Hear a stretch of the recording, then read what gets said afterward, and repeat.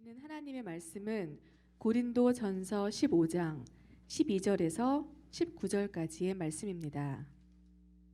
고린도 전서 15장 12절에서 19절까지의 말씀입니다. 제가 가진 성경책 신약성경 281쪽에 있습니다. 봉독하겠습니다. 그리스도께서 죽은 자 가운데서 다시 살아나셨다 전파되었거늘 너희 중에서 어떤 사람들은 어찌하여 죽은 자 가운데서 부활이 없다 하느냐. 만일 죽은 자의 부활이 없으면 그리스도도 다시 살아나지 못하셨으리라. 그리스도께서 만일 다시 살아나지 못하셨으면 우리가 전파하는 것도 헛것이요 또 너희 믿음도 헛것이며 또 우리가 하나님의 거짓 증언으로 발견되리니 우리가 하나님이 그리스도를 다시 살리셨다고 증언하였습니다. 만일 죽은 자가 다시 살아난 일이 없으면 하나님이 그리스도를 다시 살리지 아니하셨으리라. 만일 죽은 자가 다시 살아나는 일이 없으면 그리스도도 다시 살아나신 일이 없었을 터이요. 그리스도께서 다시 살아나신 일이 없으면 너희의 믿음도 헛되고 너희가 여전히 죄 가운데 있을 것이요. 또한 그리스도 안에서 잠자는 자도 망하였으리니 만일 그리스도 안에서 우리가 바라는 것이 다만 이 세상의 삶뿐이면 모든 사람 가운데 우리가 더욱 불쌍한 자이리라. 아멘. 아멘. 할렐루야. 예수 부활하셨습니다. 예수 사셨습니다. 우리 옆사람에 축복합니다. 예수 사셨습니다. 예수 사셨습니다. 나도 살았습니다. 당신도 살았습니다. 아멘. 말씀의 제목을 함께 읽습니다. 시작. 부활이 없으면 모든 것이 헛된 것입니다 라는 말씀으로 함께 말씀을 나누겠습니다. 사망 권세 깨트리고 승리하신 우리 주님의 부활의 놀라운 은혜가 우리 하늘소망교회 모든 성도들의 가정과 삶과 생업에 주님의 승리가 날마다 넘쳐나시길 주님으로 축원합니다. 이제 부활하신 주님의 그 능력으로 여러분의 영혼과 여러분의 삶이 새로워지고 주님이 도우신 능력으로 놀라운 기적과 은혜를 날마다 체험하는 복된 시간들이 되시길 주님으로 축원합니다. 고린도전서 15장을 우리는 흔히 부활장이라 이렇게 부릅니다. 사도 바울은 부활에 대해서 오늘 15장에서 이런 이야기를 합니다. 고린도전서 15장 3절에서 4절 말씀에 보면 내가 받은 것을 먼저 너에게 전하노니 이는 성경대로 그리스도께서 우리 죄를 위하여 죽으시고 장사된 바 되었다가 성경대로 사흘 만에 다시 살아났다라고 말씀하고 있습니다. 바울은 예수님의 부활이 우리가 하고 싶어서 되고 우리가 만드는 스토리가 될 수가 없다. 왜냐하면 성경대로 죽으셨다 했어요. 이사야서 53장의 전체를 통하여 예수님이 어떻게 오시고 예수님이 어떻게 일하시고 우리 메시아가 어떻게 죽으실 것에 대하여 이사야 선지자를 예언된 그대로 예수님이 이 땅에 오시고 사시고 죽으셨다라고 말씀하고 있습니다. 뿐만 아니고 성경대로 3일 만에 부활하셨다 말하면서 호세아서 6장 2절 말씀에 여호와께서 이틀 후에 우리를 살리시며 셋째 날에 우리를 일으키시리니 우리가 그의 앞에 서리라 라고 예언된 우리의 메시아 구주, 우리를 위하여 모든 죄와 사망 권세를 끌어안고 죽으신 메시아는 반드시 3일 만에 부활하리라고 하는 호세아 선지자를 통한 예언이 이루어졌다고 고린도서 15장 3절에서 4절 말씀에 선언합니다. 그 말씀을 다시 함께 읽습니다. 고린도서 15장 3절에서 4절 말씀 시작. 내가 받은 것을 먼저 너희에게 전하였노니 이는 성경대로 그리스도께서 우리 죄를 위하여 죽으시고 장사 지낸 바 되셨다가 성경대로 사흘 만에 다시 살아나사. 아멘. 아멘. 또 이 바울 사도는 부활에 대해서 이렇게 설명합니다. 고린도서 15장 5절부터 제가 읽어드립니다. 게바에게 보이시고 후에 12 제자와 그 후를 계속해서 제가 읽어드립니다. 그 후에 500여 형제들에게 일시에 보이셨나니 그 중에 지금까지 대다수는 살아있고 어떤 사람은 잠들었으며 그 후에 야고보에게 보이셨으며 그 후에 모든 사도에게와 맨 나중에 만삭되지 못하여 난 자 같은 내게도 보이셨느라. 아멘. 바울 사도는 부활을 하나님의 일하시는 구약부터 예언되고 준비되고 역사하신 사건이라고 설명하고, 두 번째로 예수 부활을 게바에게 보이시고 12 제자에게 보이시고 500의 형제에게 일시에 동시에 보이시고 그 본자들이 지금도 대다수 살아있고 어떤 사람들은 잠들었으며 그 후에 야고보에게 보이셨고 그 후에 모든 사도에게 보이셨고 맨 나중에 만삭되지 못하여 난 자 같은 내게도 보이셨다라고 말씀하고 있습니다. 사도 바울은 말씀을 통하여 고린도전서 15장을 통해서 하나님의 예언된 말씀이 이루어진 사실임을, 이 부활 사건을 언급하고 또 그 부활의 증인들로 인하여 사실임을 선포하는 일이 있었습니다. 그런데 사도 바울은 도대체 왜 고린도서 15장쯤에 와서 부활의 사실을 증명해야 되었을까라는 것입니다. 왜 사도 바울은 이렇게 부활을 설명해야 되었을까? 그것도 처절하게 말이죠. 이미 교회가 세워지고 이미 예수를 믿는 사람들이 많은데 왜 사도 바울은 굳이 이 고린도서 15장까지 와서 이 부활을 강력하게 주장하게 되는 것일까? 말씀 한 구절 있습니다. 고린도서 15장 12절 본문 말씀입니다. 시작. 그리스도께서 죽은 자 가운데서 다시 살아나셨다 전파되었거늘 너희 중에서 어떤 사람들은 어찌하여 죽은 자 가운데서 부활이 없다 하느냐. 고린도 교인들 가운데 어떤 사람들이라고 말하며 그 성도들 가운데 부활이 없다고 주장하는 이들이 있다고 말한 것입니다. 참 희한하지 않습니까? 아직도 대다수가 살아있다. 누가요? 예수님의 부활을 본 사람들이. 바울이 오늘 이 말씀을 하기 전에 너희 여기 앉아있는 사람들 중에도 부활을 본 사람들이 있는데 이 중에는 예수님이 부활이 없다고 하는 자들이 있다라는 것입니다. 다른 건 다 합니다. 예수님도 믿고 말씀도 보고 기도도 하고 예배도 드리는데 부활을 믿지 않습니다.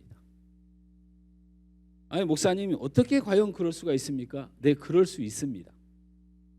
고린도 교회가 여러 성도들이 그러했어요. 예수님도 믿고 말씀도 보고 기도도 보고 기도도 드리고 예배도 드리는데 예수님의 부활을 부인하는 사람들이 있었다는 겁니다. 결론적으로 말하면 예수님의 부활이 없으면 모든 것이 헛된 것들입니다. 여러분, 온 인류는 기독교를 향하여 대적할 때 너무 많은 사실들에 대하여 검증하고 반복해보려고 했지만 붙들 게 없습니다. 여러분, 역사가 중에 요세푸스라는 사람이 있습니다. 요세푸스라는 사람을 여러분이 들어보니까 기독교 신자 같죠? 그렇지 않습니다. 1세기에 유대 나라라고 하는 나라와 로마 나라의 1세기 역사를 책을 3권을 쓰면서 기록한 역사가입니다. 기독교인도 아니고 신앙인도 아닙니다. 근데 요세푸스의 책 중에 이런 말이 있습니다.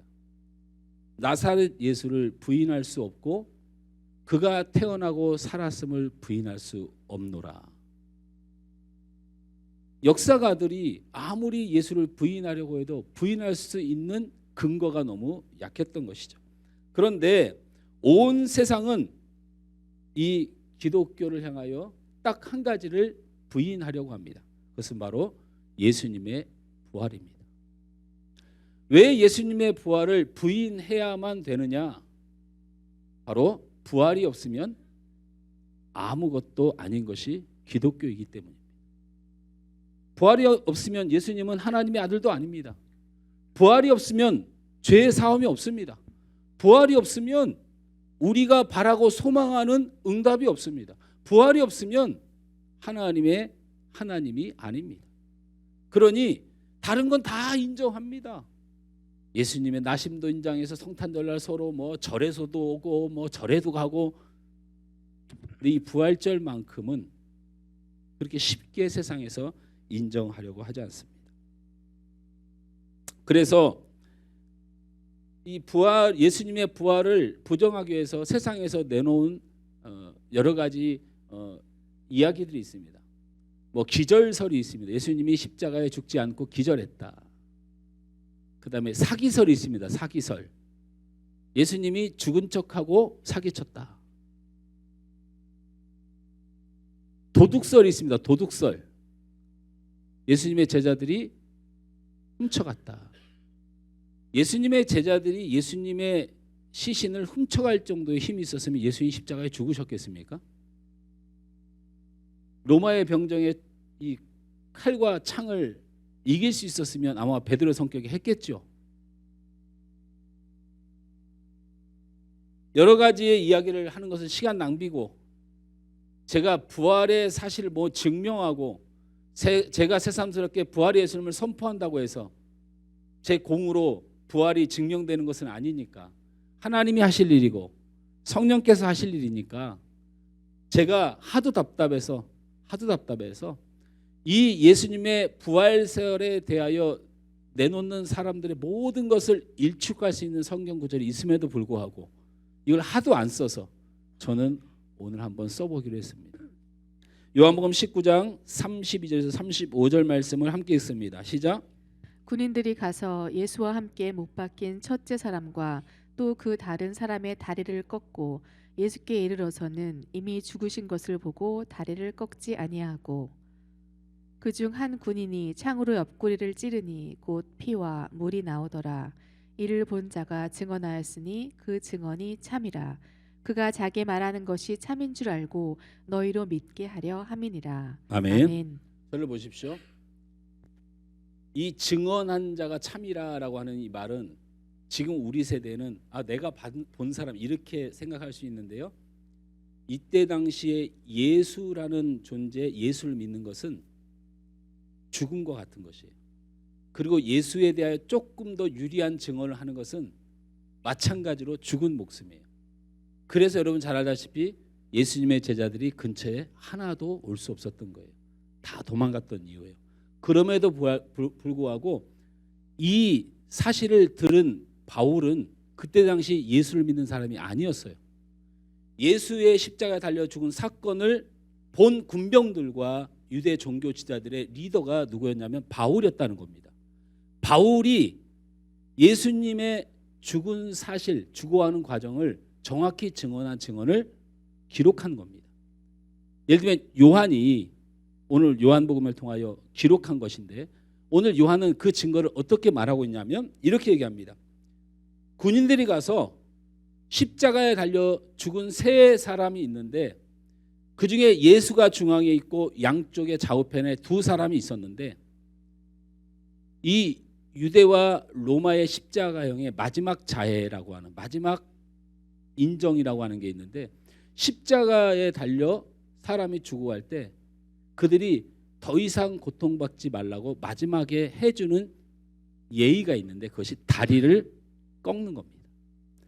다리를 꺾으면 채 10초도 되지 않아 사람이 죽음을 당한다는 거예요.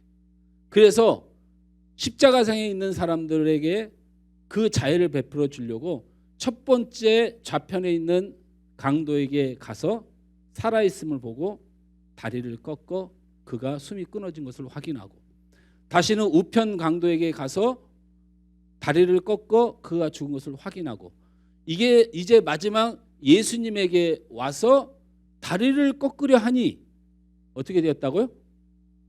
이미 죽었더라는 거예요. 그래서 병사가 이 예수는 이미 죽었는데요? 라고 말했다는 거예요. 그러면 혹시 모르니 다리를 꺾을 이유가 없지?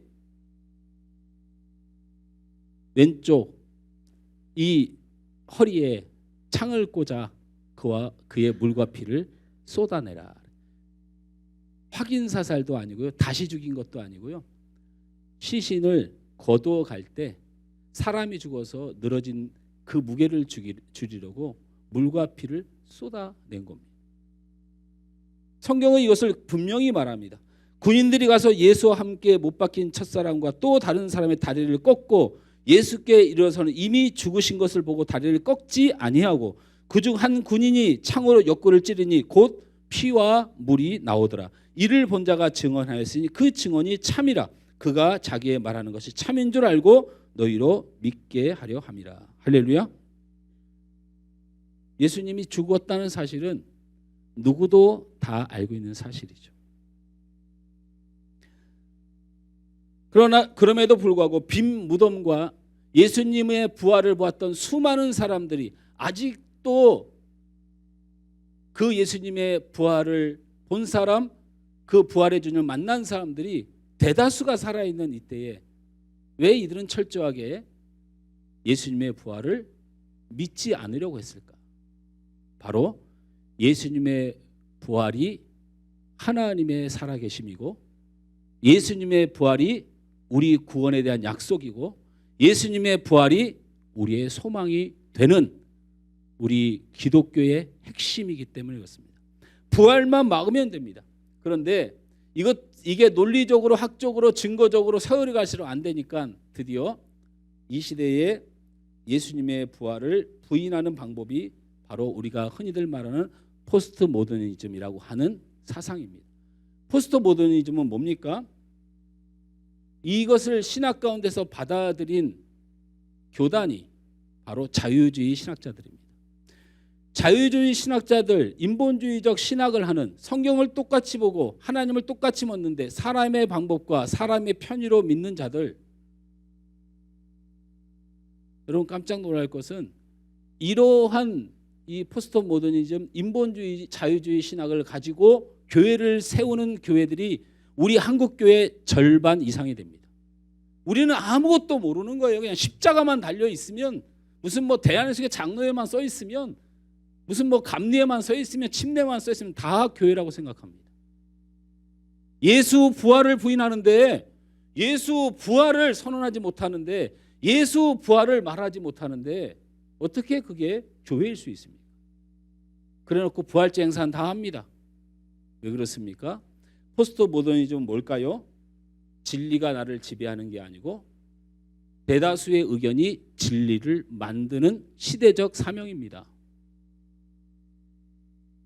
부활이라는 이 진리가 사람들을 지배하지 못하고 성도들을 누리지 못하고 오히려 세상 사람들을 의심케 하니 이걸 뭐하러 주장해서 교회 부흥이 아닌 사람들이 의심케 하는 일을 하냐. 부활을 얘기하지 말자. 옛 사람이 죽었다 살아났다는 사실이 어떻게 진리가 될 수가 있냐. 우리 모두는 다 죽고 그러니 이것이 진리이니 굳이 부활을 얘기하지 말자. 이게 교회일 수 있고 이게 신앙일 수 있을까요? 아이 목사님 뭐 그렇게까지 하겠어요? 그렇게까지 안 합니다. 문제는 실제로 우리 한국에 있는 신학교에서 신학생들에게 포스트 모더니즘 신앙관을 가르쳐요. 사람들이 불편해할 만한 말을 꺼내지 마라. 아니 남녀가 자지 않고 아이가 태어났다는 말을 굳이 얘기해서 왜 싸우냐. 동정녀 탄생을 굳이 말할 필요가 있냐. 이런 식으로 신앙생활을 한다고요. 근데 그게 어찌 그들에게만 그러겠습니까? 그렇지 않습니다. 우리를 보십시오. 우리를 보십시오. 하나님이 진리이고 우리 주님이 진리이고 성령님이 진리임에도 불구하고 우리는 세상 가운데 그 진리를 선포하거나 당당히 여기며 사는지,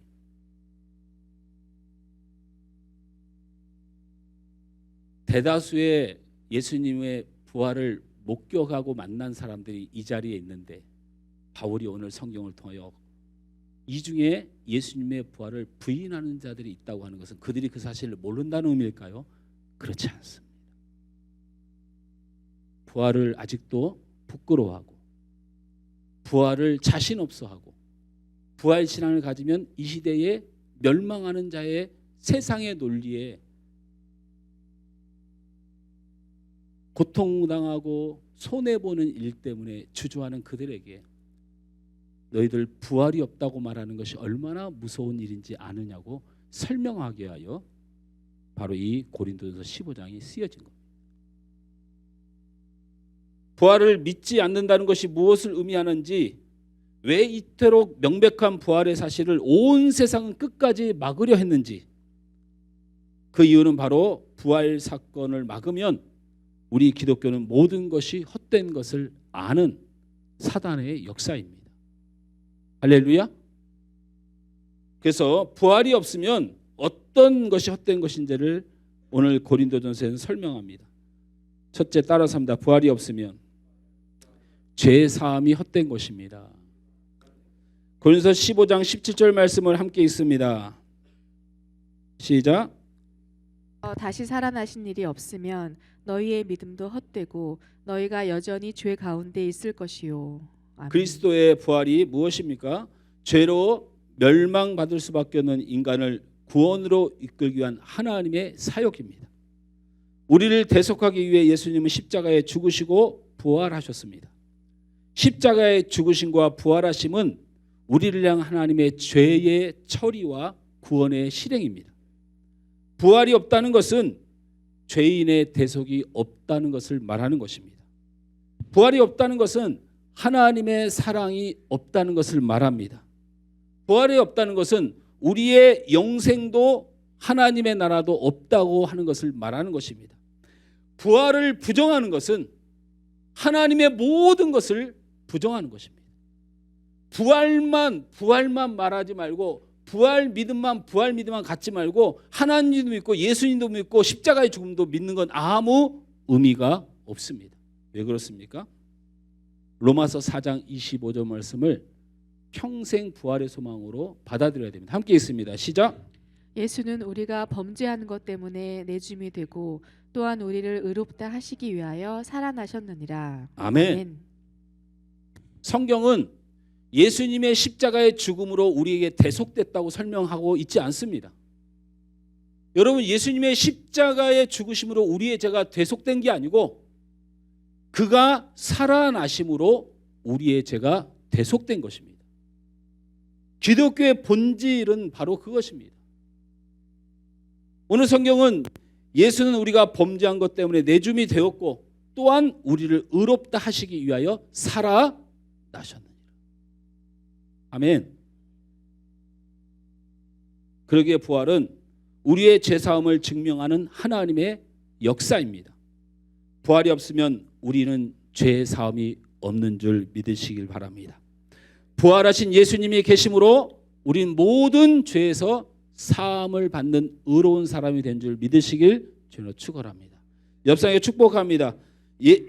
부활하신 예수님이 계심으로 당신은 죄사함을 받았습니다.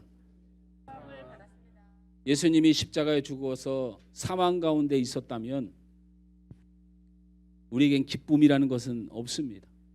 우리의 죄는 여전히 우리 안에 남아있을 것입니다.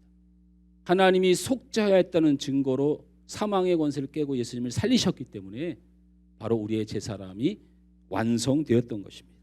두 번째로, 부활이 없으면 우리의 믿음은 헛된 것입니다. 따라합니다. 시작. 부활이 없으면 우리의 믿음이 헛된 것입니다. 17절 말씀 함께 읽습니다. 시작. 그리스도께서 다시 살아나신 일이 없으면 너희 믿음이 헛되고. 아멘. 부활이 없으면 우리의 믿음이 헛된 것입니다. 잘 들어보십시오. 우리의 믿음이 다른 사람들과의 믿음과 예수 믿는 사람들의 믿음이 예수를 안 믿는 사람들의 믿음과 별반 다름이 없어요. 첫째, 예수를 안 믿는 사람이나 예수를 믿는 사람이나 죽는 것을 압니다. 영원히 산다고 믿지 않습니다. 죽음의 진리를 다 알아요. 그들도 꽤 믿음이 있어요. 그리고 세상 사람들 대부분은 죽고 그냥 끝난다고 생각하지 않아요. 죽음에 대하여 심판이 있거나 죽음에 대한 죄의 처벌이 있다고 대다수가 믿습니다. 대다수가 믿습니다. 자, 여기까지는 우리가 대단히 믿음이 있다고 생각했으나 비슷합니다.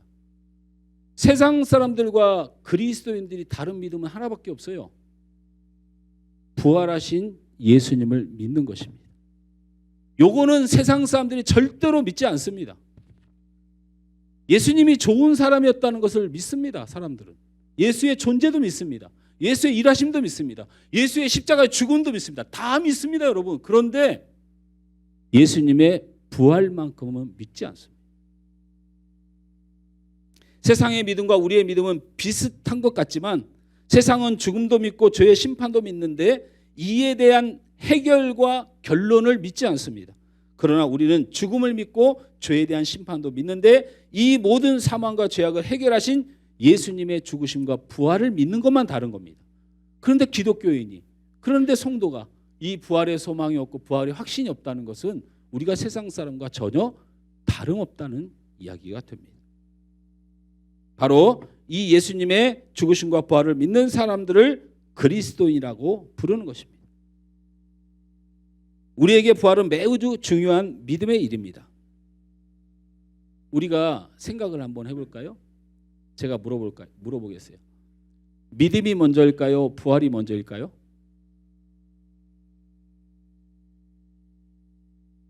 제가 이 말을 좀 어렵게 물어봤죠? 믿음이 생겨서 부활을 믿을까요? 부활하셔서 믿음이 생겼을까요? 장로님, 제가 외국어로 해서 어렵죠? 제가 이해합니다. 우리 성도는 제가 다시 한번 물을게요. 이건 잘 생각하고 머리에 정리했으면 좋겠어요. 예수님을 믿어서 부활을 믿을까요? 아니면 부활을 믿고 예수를 믿을까요? 뭐라고요?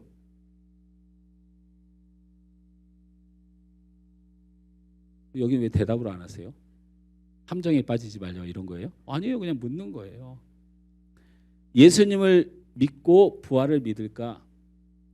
아니면 부활을 믿고 예수님을 믿을까? 여러분, 예수님이 부활하기 전까지 제자들이 믿음이 있었어요? 예수님이 부활하기 전까지 제자들이 믿음이 있었냐고요?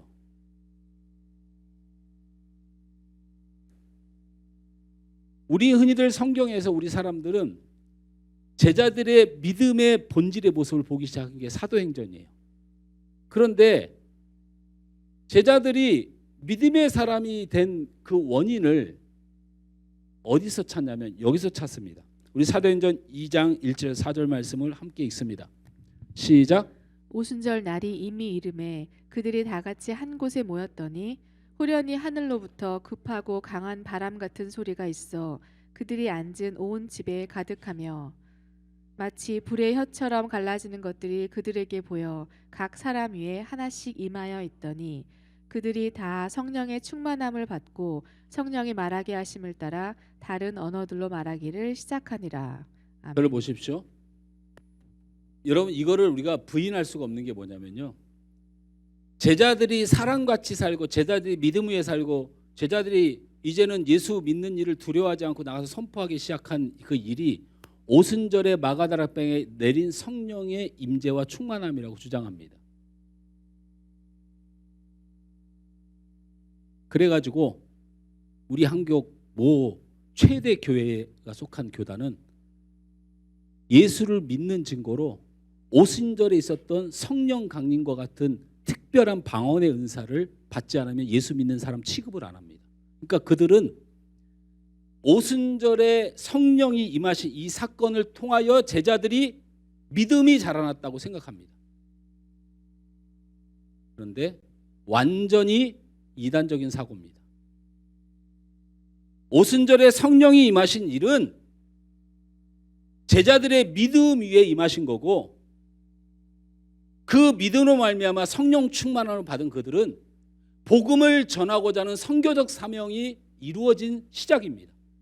그래서 그 믿음 위에 쏟아진 성령의 역사는 각 나라의 방언의 은사를 받고 설교의 은사를 받고 담담의 은혜를 받아서 예수 복음을 전파하는 일에 쓰임 받는 것이 바로 오순절 마가다락방의 성령의 역사입니다. 근데 이것을 오순절에 성령의 역사가 있어야만 그렇게 믿음이 생긴다고 주장하는 상당한 많은 사람들이 있습니다. 그런데 절대 그렇지 않습니다.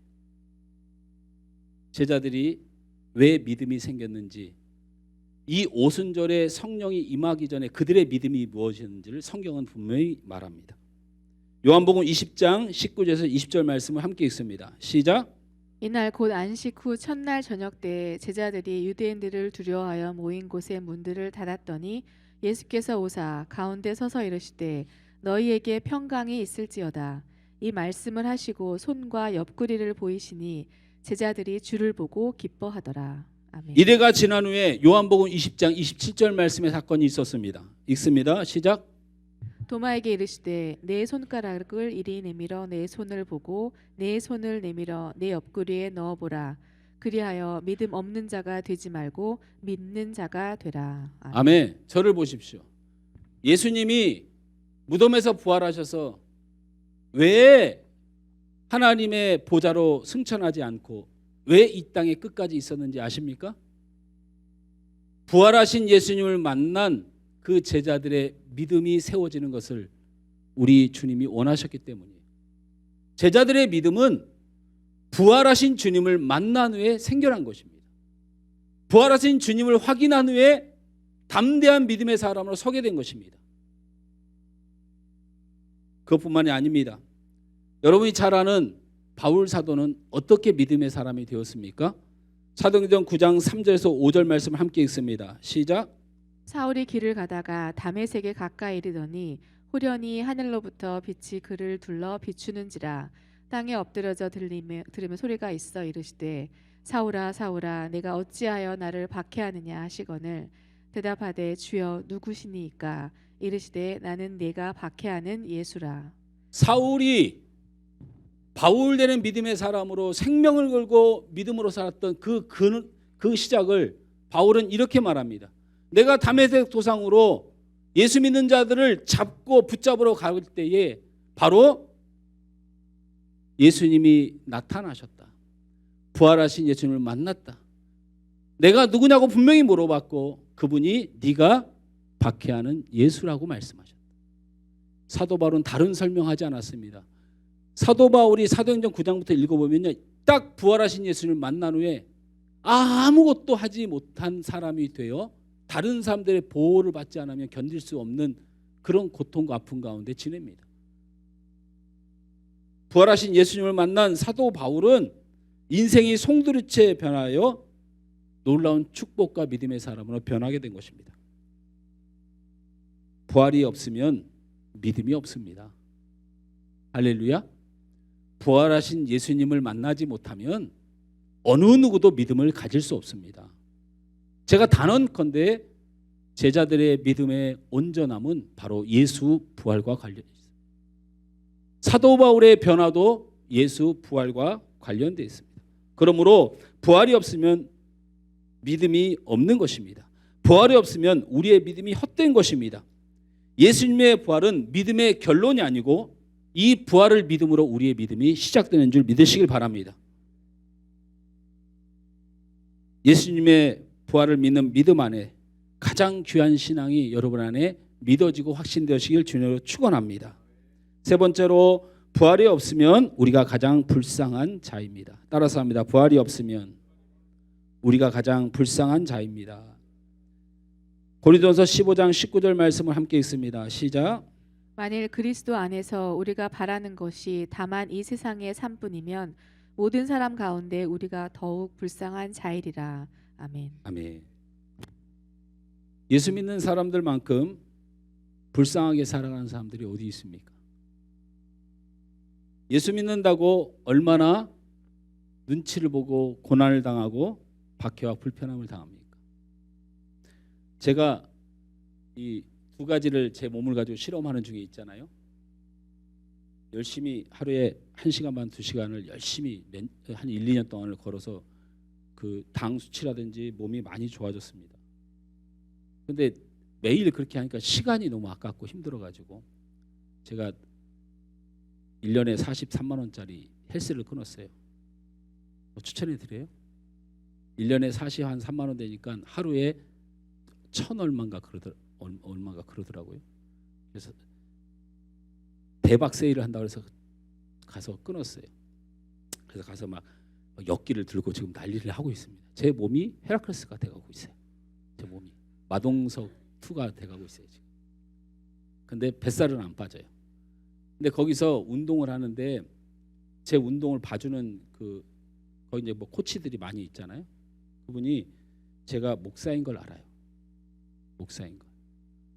아이고, 목사라는 이름을 가지고 헬스장을 다니는 건 진짜 괴로운 일이에요. 괴로운 일이에요.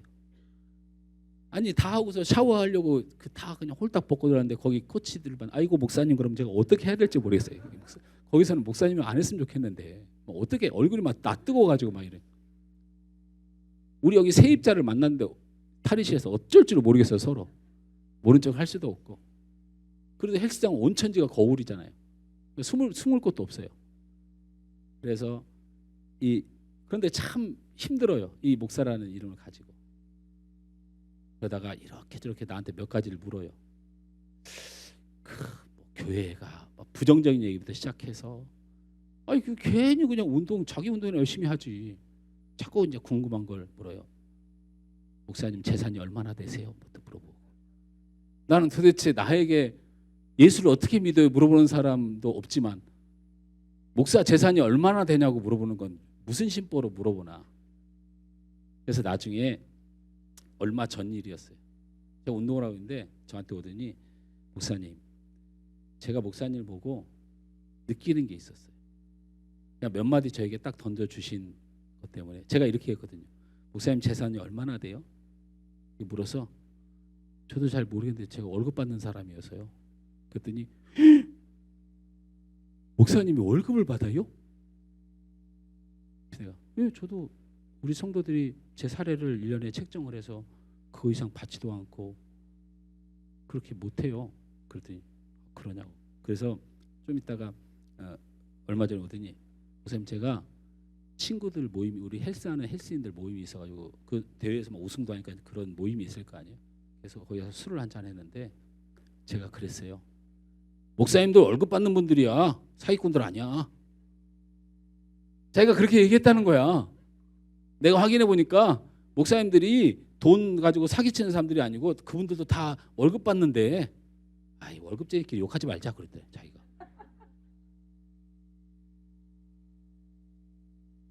아니 목사라는 직업이 예수 믿는 게 무슨 그렇게 죄라고 제가 이렇게 눈치를 보고 내가 월급 받는 걸 내가 왜 그 사람들한테 고마워해야 되는지 모르겠어요. 나 뭐 고맙더라고 그렇게 말해줘서 아이고 고맙다고. 내가 지금 왜 고마워하는지도 모르겠어. 참 이상한 세상을 제가 살고 있는데 제가 참 불쌍하게 살고 있다. 우리 성도들이 참 감사한 건 오늘 뭐 나가서 결혼 전도를 하자. 우리 청년부가 그러면 우리가 나가서 찬양을 할 테니 그러면 계란을 나눴으면 좋겠다. 또 우리 청년들이 지금 기도하고 있는 거는 우리 이 별내에서 사람들이 가장 많이 모이는 그 카페 거리 가서 버스킹 전도를 하고 찬양하면서 길거리에서 전도를 하고 싶은 기도를 하고 준비를 하고 있는 것으로 알고 어제도 우리 교회 성도들이 얼마나 충성되고 얼마나 헌신되고 그런 걸 보면서 왜 여러분 그렇게 하실까 생각해 봤어요. 어때요? 제가 좀 불쌍해서 그러시는 거예요? 여러분이 그렇게 충성하고 봉사하면 엄청나게 부흥이 되나요? 우리 성도들이 왜 이렇게 충성하고 왜 이렇게 교회를 사랑할까? 여러분 스스로를 모르는 거예요. 여러분 왜 그러는지. 여러분 안에 정리를 잘 못해요. 내가 어떤 신앙인지가 정리가 잘 안 돼요. 내가 왜 이렇게 교회를 사랑하고, 내가 왜 이렇게 충성하고, 내가 왜 이렇게 주님 말씀을 붙들고,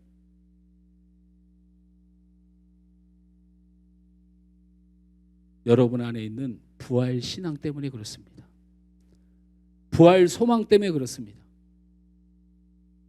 여러분 그 부활 소망을 믿기 때문에 여러분 안에 믿음의 일로 힘쓰는 것입니다. 고린도서 15장 58절 말씀을 함께 읽습니다. 시작. 그러므로 내 사랑하는 형제들아 견실하며 흔들리지 말고 항상 주의 일에 더욱 힘쓰는 자들이 되라. 이는 너희 수고가 주 안에서 헛되지 않은 줄 알미라. 사도 바울은 아멘. 그 핍박 가운데, 환난 가운데, 고통 가운데 그렇게 모여서 예배하는, 그렇게 모여서 헌신하는, 자기의 시간을 드리고 자기의 삶을 드리는 성도들의 그 원인을 너희 수고가 주 안에서 헛되지 않은 줄 알미라. 여러분은 그걸 알고 있는 거예요. 나의 예배가, 나의 헌신과 나의 수고와 나의 마음 드림이 주 안에서 헛되지 않은 영생하는 부활 소망, 구원받는 부활 소망, 하나님 영광 돌리는 부활 소망, 바로 그 소망이 여러분 안에 가득히 넘치기 때문입니다. 여러분 왜 충성합니까? 왜 헌신 흔들려 하는 것을 두려워합니까? 그 수고가 주 안에서 헛되지 않음을 알기 때문입니다. 여러분 안에는 부활 신앙이 있습니다. 구원 신앙이 있습니다. 영생 신앙이 있습니다. 천국 신앙이 있습니다. 그러기에 부활이 없으면 우리 성도들은 가장 불쌍한 자라고 하는 것입니다. 부활 신앙이 있기에 여러분의 신앙이 헛되지 않은 줄 믿으시길 주님 축원합니다. 부활 신앙이 있기에 우리는 불쌍한 자가 아니고 행복하고 소망이 넘치는 자로 서 있는 줄 믿으시길 주님 축원합니다. 말씀을 맺습니다. 포스트 모더니즘 사회에 진리로 세상을 이끌어가는 것이 아니고 다수로 진리를 결정하는 세상을 살아가고 있습니다. 어찌 각기 원하는 대로 살아가는 그 생각들로 우리 하나님의 진리를 따라갈 수 있겠습니까? 그래서 십자가의 부활을, 진리를 거부하고 다수가 죽은 자가 어찌 살아나냐는 질문으로 우리의 부활 신앙을 가로막는 시대를 살아가고 있습니다. 그러나 우리가 부활이 없으면 모든 것이 헛되다는 이 말씀을 우리 마음속에 기억하고 사단과 세상 가운데 승리하시길 주로 축원합니다. 예수님이 부활하셔서 죄와 사망 권세를 깨뜨렸지만 그 부활 신앙을 완성시킬 사명이 우리 안에 있는 줄 믿으시기 바랍니다. 우리 구주 예수는 성경대로 죽으시고 성경대로 살아나셨습니다. 부활이 없으면 우리의 죄세심이 없고 우리의 믿음도 없고 우리가 가장 불쌍한 자인 걸 알고 다시 한번 내 안에 예수 부활 신앙이 용솟음치고 믿음의 확신을 달라고 기도하는 여러분 되길 주여 축원합니다. 예수님이 부활하셨으니 우리 모두는 죄에서 사함 받았습니다. 아멘. 예수님이 부활하셨으니 우리는 확실한 믿음의 사람으로 살아가게 될 것입니다. 예수님이 부활하셨으니 우리가 가장 행복한 자요, 구원받은 자요, 영생한 자가 되는 줄 믿으시길 바랍니다. 이 부활의 날 예수 부활을 우리의 믿음으로 소망으로 품으시고 은혜와 축복으로 감사하며 누리는 여러분 되길 주님으로 축원합니다. 아멘.